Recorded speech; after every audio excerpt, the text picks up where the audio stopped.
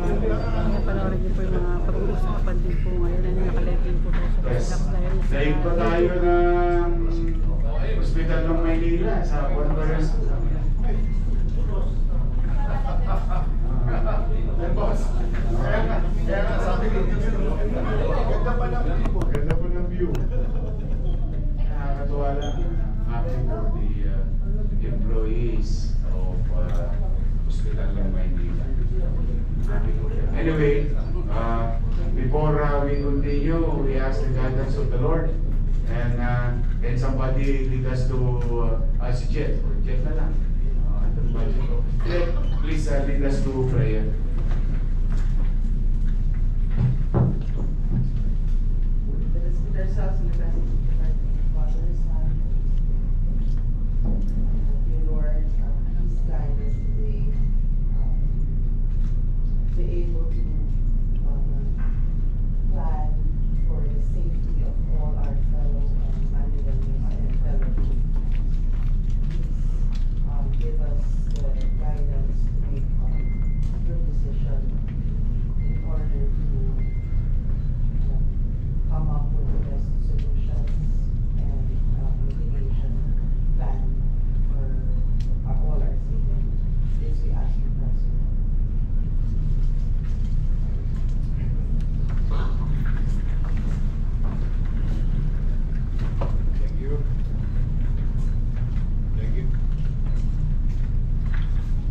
Thank you, Madam Budget Officer.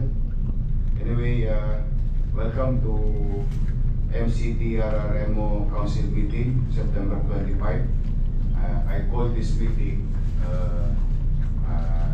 pagpasensyaan nyo na ako, kahapon, we decided to call a meeting today immediately because of the reported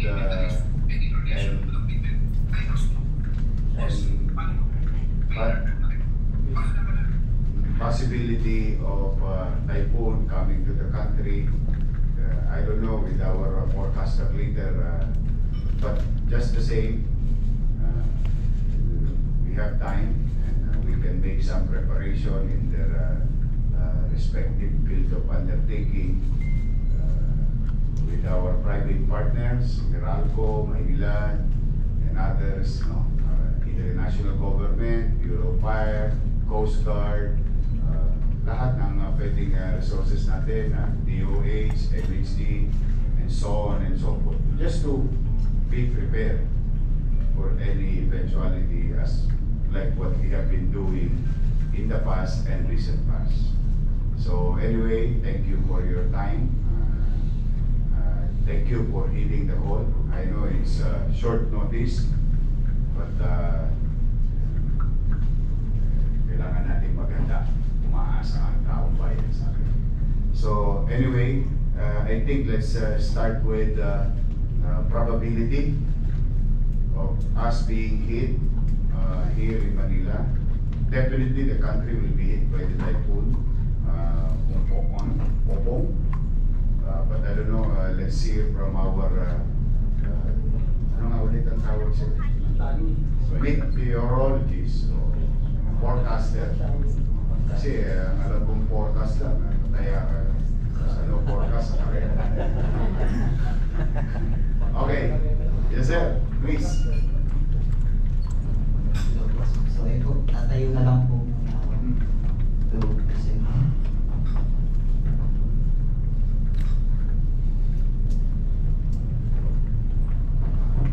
Magandang umaga po sa lahat.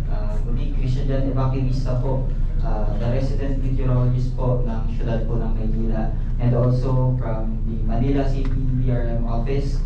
So, reporting today po for our pre-disaster risk assessment for Tropical Cyclone Opo, date September 25, 2025.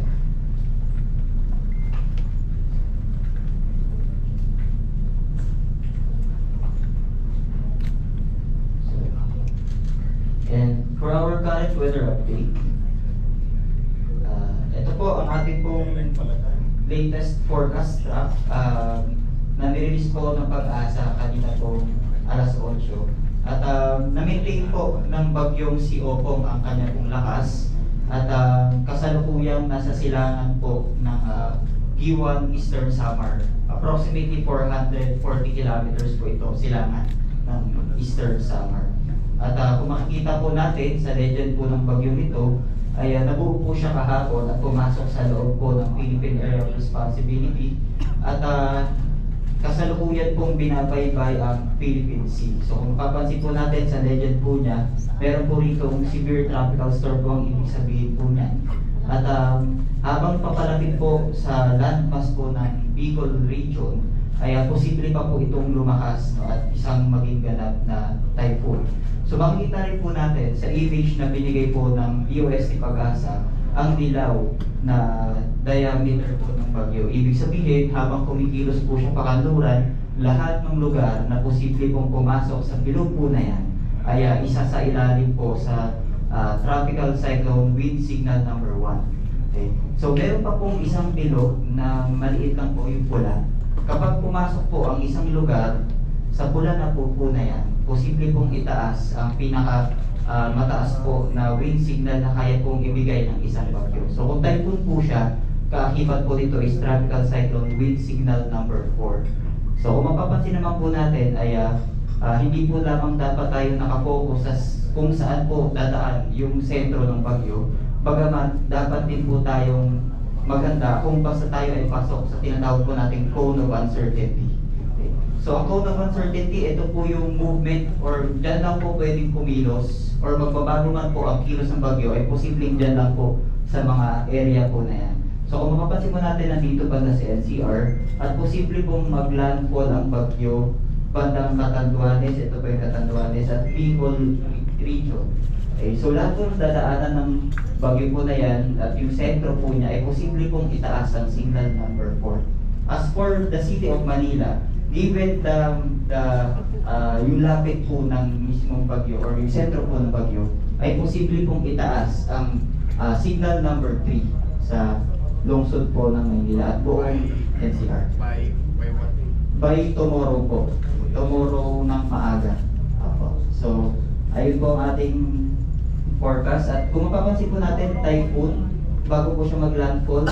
Pero pag landfall, right after landfall po niya, dahil sa interaction po ng landmass, ay posible pong humina ang bagyong si Opong. At kung mapapansin niyo po, babalik po siya sa kategorya niya na severe tropical storm.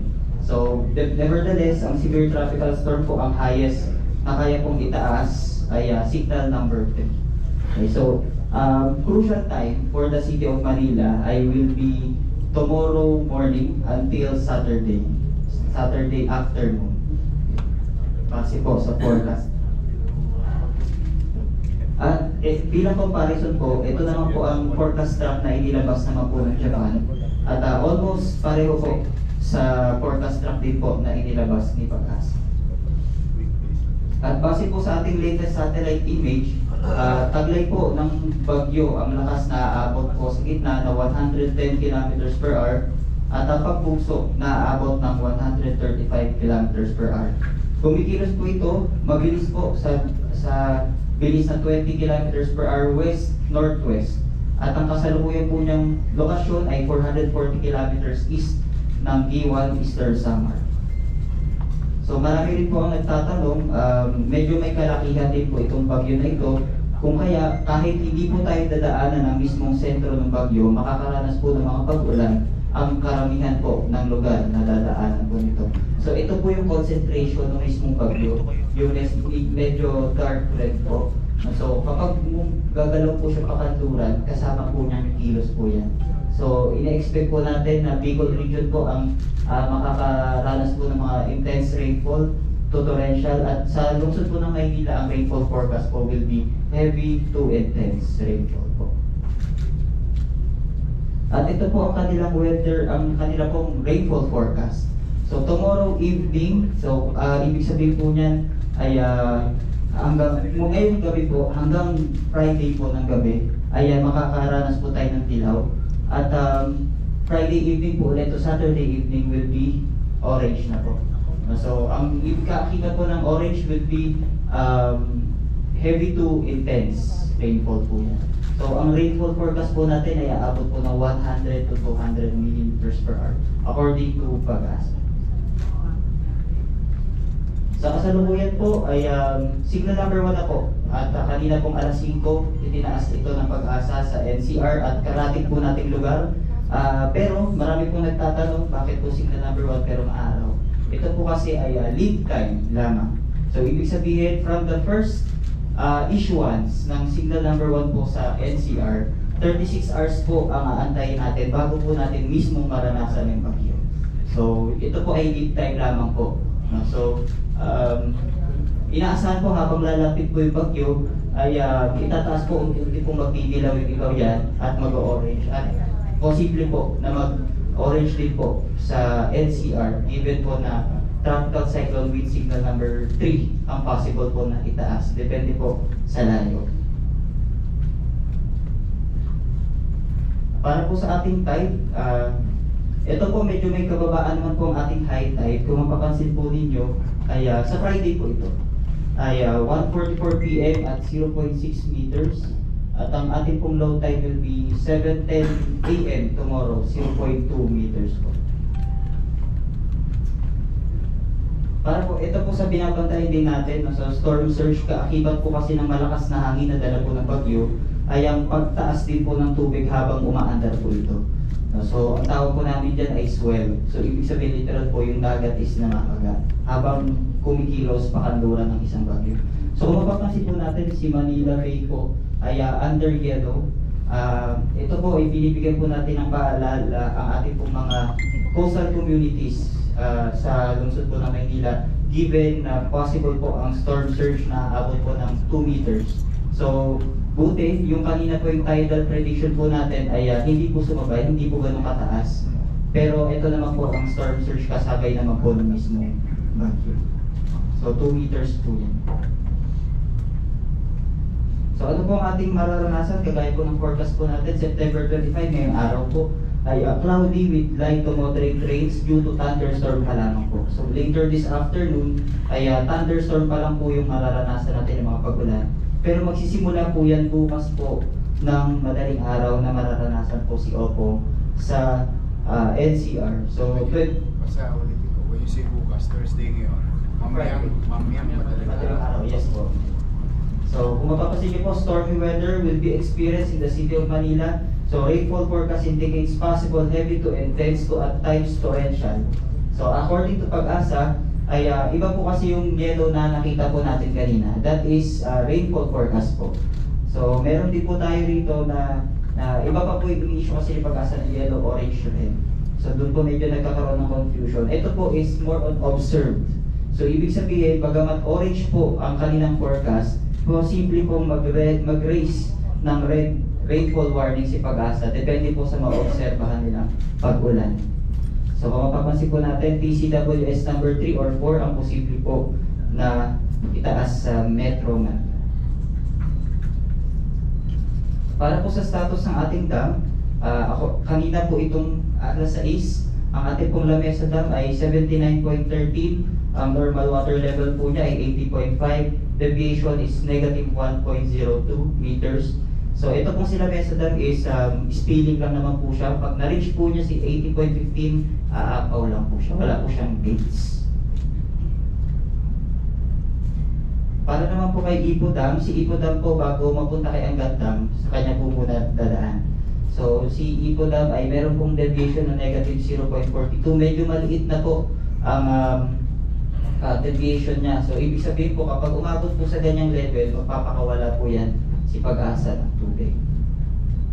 Ganon din po si Angat Dam. Si Angat Dam naman po ay medyo malayo pa, negative 4.12, pero base po sa rainfall forecast ng PAGASA na marireceive po ng bandang Bulacan, ay posible pong ma-reach ang kanya pong deviation na normal water level na 210 meters.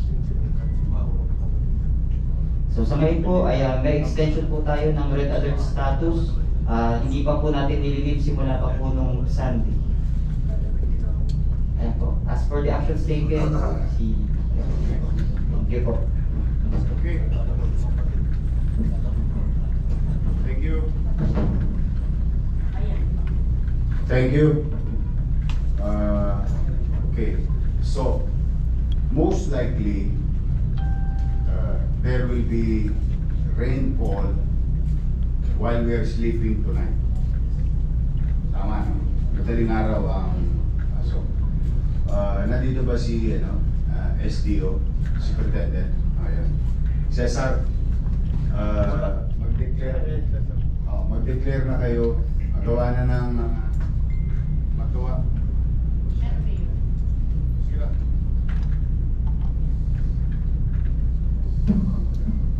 Hindi, may pumipindot.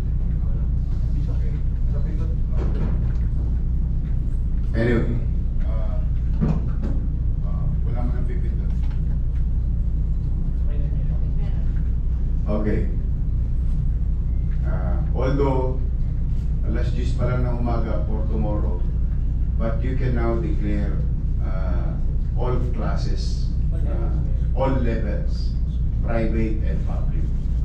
First things first tayo.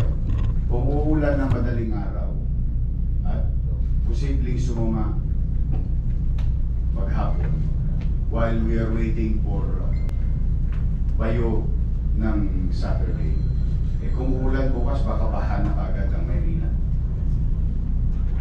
Maaaring hindi malakas yung bagyo, but the challenge nowadays with the flood control problem maigi na. Ito mukhang sigurado naman yung Cesar, yung ating local meteorologist, national meteorologist, NASA. So I think there's enough data already to cancel all schools. Mag-declare na kayo ngayon para makapagbayak din at tapos mag-aabiso na lang tayo mamaya sa taong bayan na mga posibleng mangyari. So yung mga bata muna. That's that's supposed to first course of action. And that's also what you suggest. Let's listen to science and data. Okay? So no classes tomorrow. And Saturday. Sama mo na yun. Para isang bigkasan na lang. Tomorrow and Saturday. Okay? All levels. All levels. Public and private. Public and private. Okay. Now, having said that, we have a fair presentation.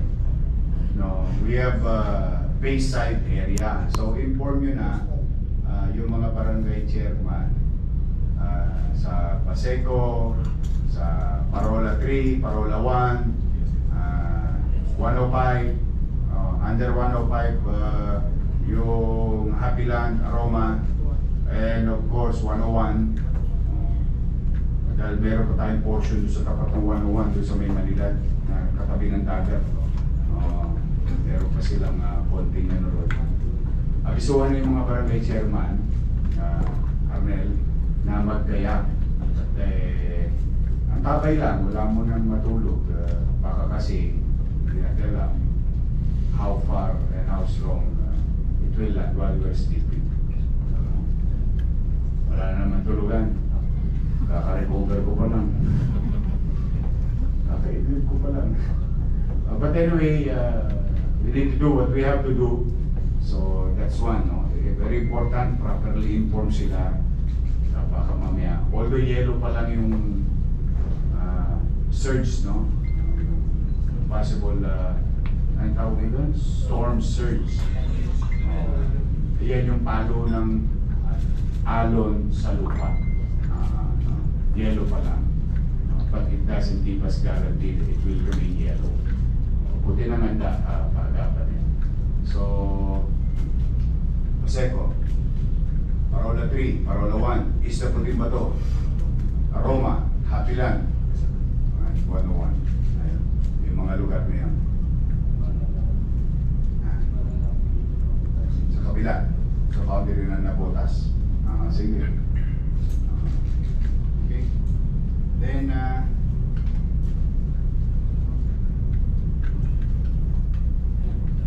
Engineer Andres, with this kind of wind strength.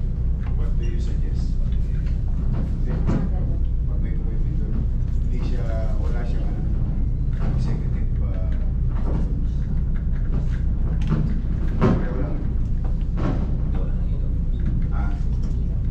what do you suggest?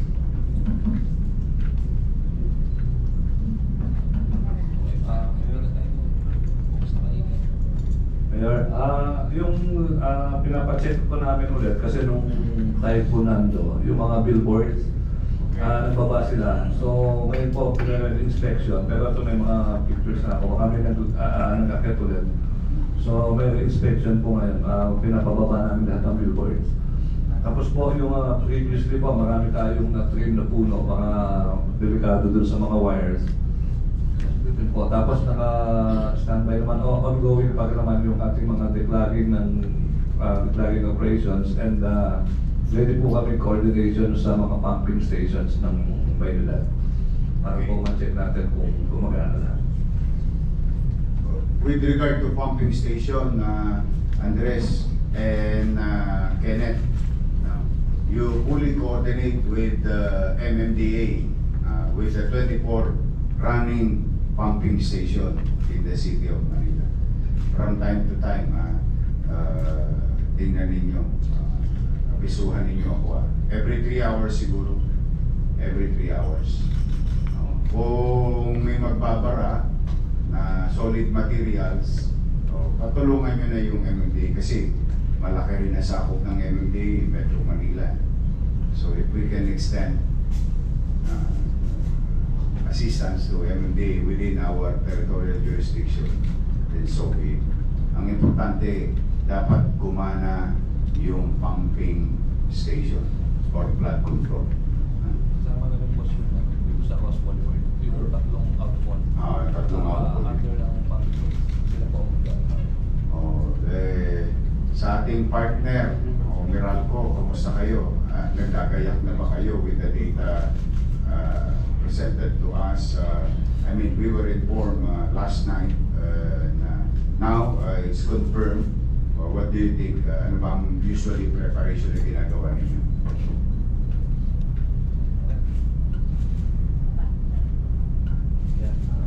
Good morning, Mayor. Good morning, mga kasama sa paglilingkod. Sir, thank you for the opportunity. Yes, sir, continuous naman po ang efforts ng Meralco. Actually, kahit walang bagyo, we have our initiatives po sa pag-rehabilitate, maintenance, and upgrade ng ating facilities to maintain,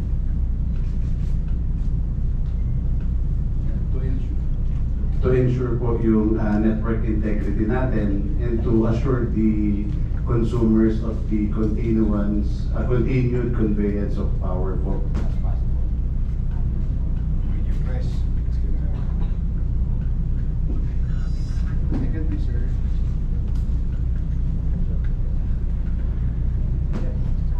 Don't touch anything. Yun na yun. Sige ba? Press. One more. Pero huwag kayo magpindot na dyan sa kabila. May nakapindot kasi.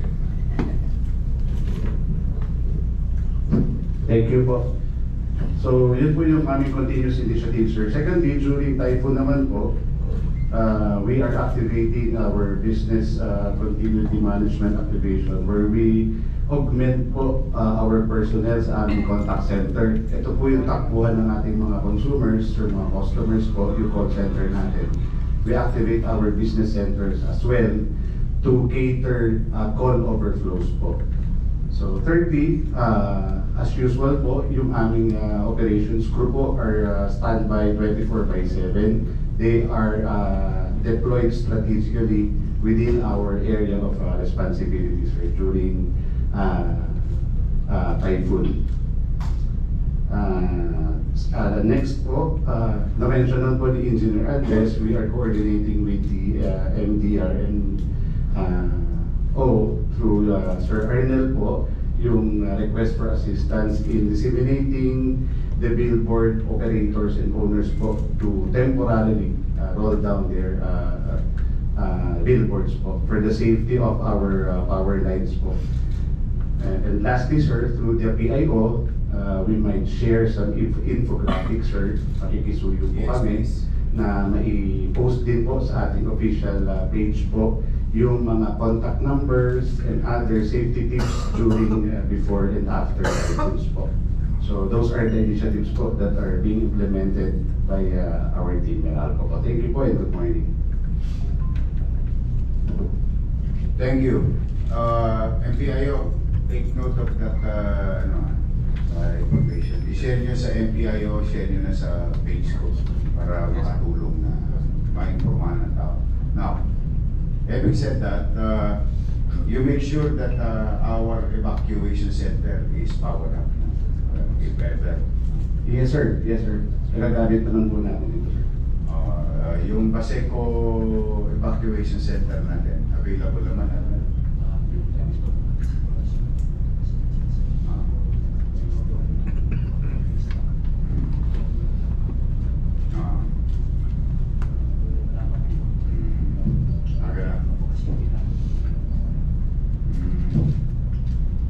Anyway, again, is it correct that I believe that SDO will continue to assist the city of Manila in utilizing our public school during this type of situation? Standing pa ba yung ating ginawa noong mga nakaraang panahon, ng mga nakaraang bagyo?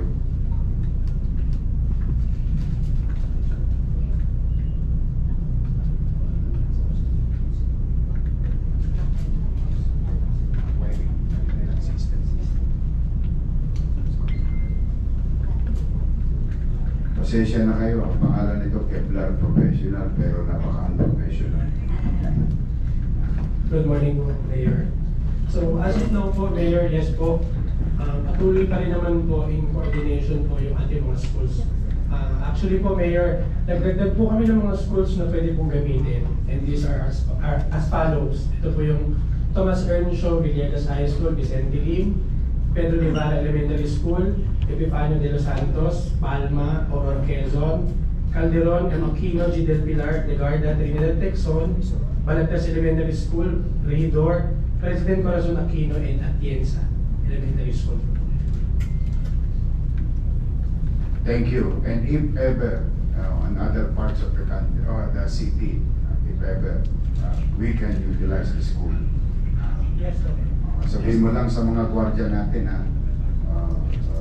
ano sila, antap sila for 48 hours. Ibig sabihin, they have to be found. Sometimes they are nowhere to be found in the middle of the, na hindi sila makita, kaya hindi mabuksan yung Yes. gate. Actually, Mayor, yun po yung problem namin so far. Kasi may mga school po, for example, yung ginagamit po natin ng Vicente Lim Elementary School, wala po siyang security guard pagdating na po ng gabi. So ngayon, nagsusundo na lang po ng may hawak ng susi para mabuksan po siya. Whoever holding the key to heaven must be Yes. made available for 48 hours. Yes, Mayor. Whoever they are, this is now the direction. This is the order. Those who's holding and responsible to the key should be on high alert for the next 48 hours. That he or herself be made available anytime na tatawagin siya. Cancel muna yung bakasyon. Yes, Mayor. Thank you po. Bakasyon. Okay, so we have evacuation, we have power source, hopefully, information, cancellation of classes. Now, debris, possible debris, high alert, DPS, MTPB, at saka engineering. High alert na tayo ha. Tapos, city electrician, sama-sama kayo ha. Pagka baka may bumagsak na kable, importante ha. At saka pagpapatay ng ng ilaw kung kinakailangan. Now, mayroon ba tayong mga rubber boat? Standby lahat ha. Standby lahat. Amphibious vehicle. Okay. I alert lahat. Now, let's go now to possible individuals who may need medical attention or assistance. Ano ang level na dapat natin gawin, Dr. Director ng Manila Health Department, Padilla? As we speak, ano ngayon? Good morning, Mayor. Sa ngayon po ay mag-code white ulit po kami.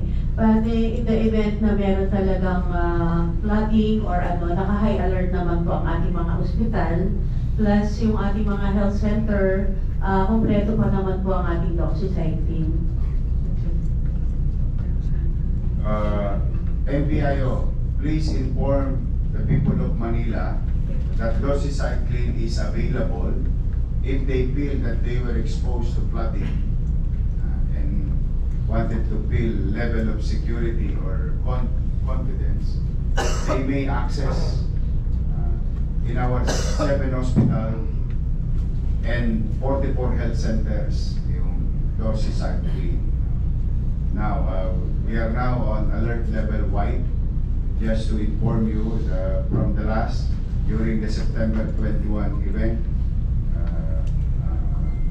we are on alert level white and trying to address as many as we can.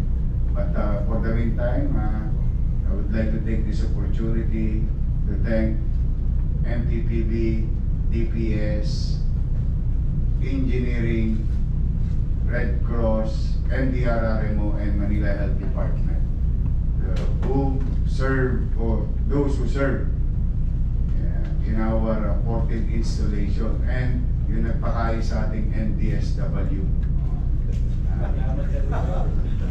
Sa lahat na sa inyo, palampakan naman natin. Director J. De La Fuente, ating kapatid ng NDSW Thank you. Director. Beriin ninyo. Saludo tayo dyan. Nagrarally na sila, binibigyan pa natin sila ng doktor at nurses. I am happy to be of service. They visited Manila, took care of that. Manaman natin. Okay. Now, last, J. Prepare necessary food, warm, hot meals, eat and eat. So, yung supplies natin. Yes, sir. I-ready ninyo. Ready na po. So, amphibious vehicle, kuryente, street clearing of debris, hospital, medicine, kay center, school. Yan. Pag halimbawa, let's do the scenario. At 3 a.m., 4 a.m., maimbing na maimbing ang tulog ng tao. At nakakita tayo ng data from yellow to orange, of what you call storm surge. Inform the Manila Police District to help our MDRRMO and civilian unit to be assisted for forced evacuation. If ever, we need to really pull them out as much as possible. But lahat tayo play by ear tayo So, ibig sabihin, I alert tayo lang. Wala mo ng tulog. Yung mag-alala walang tulog. Magalalahin pag di kayo nagising. We need to pay the price.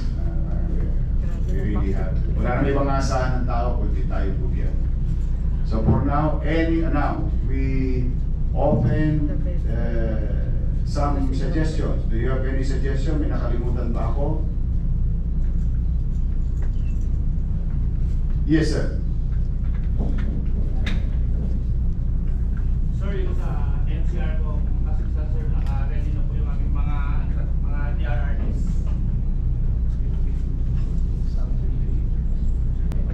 Good. Thank you. You coordinate also to DOH. You coordinate also to DSWD. Okay? Yes, sir. You coordinate to MDRRMO, NCR. Ganun din ba ang ano nila? Assessment sa NCR level? Yes. Ng MDRRMO region, no? Pare-pareho tayo ng data, no? Yes. Most likely. Sige. Any more? Communication. Radyo ka naman. Shared naman. So, kasi meron tayong gagawin ngayon, regalo na naman natin sa mga taga-Maynila. Pagbubukas tayo ng additional dialysis center in the city of Manila. So with that, to our private partners, Maynila, Manila Water, Meralco, thank you very much for your time. I just wanted you to participate in this kind of meeting, especially these are the things that very important: clean, drinkable water in times of disaster, kuryente to power up all necessary equipment for purposes of communication and logistics, and the rest is it's like riding a bicycle to you. Repeat performance lang. To our partner MBFP, if needed, we may need your trucks, and at least you have an idea. In the next 48 hours, the city government is on high alert. This most likely you may and may not receive a call from us for proper or assistance na kakailanganin namin. Standby naman kayo, no? Standby. So I think we're in sync, no? Pare-pareho tayo ng antena ngayon. So mag-iingat kayo. I'm going to be with you all the way until makalagpas yung bagyo. I will be around. Rest assured, what I ask from you is the things that I can do also. Kaya manatag kayo, sama-sama tayo rin. And later tonight, I hope I'm not asking too much. You ask God and include into your prayers that everyone will be safe. Not only Manila, but also the country itself. Kasi mukhang malawak-lawak itong tatahakin ng bagyo. Slice eh. In-slice yung Pilipinas, hindi siya cross. Yan siya. So, I hope everyone will be safe. But for the meantime, at least, we're ready. Are we ready? Yes, sir. Good. Mag-ingat kayo.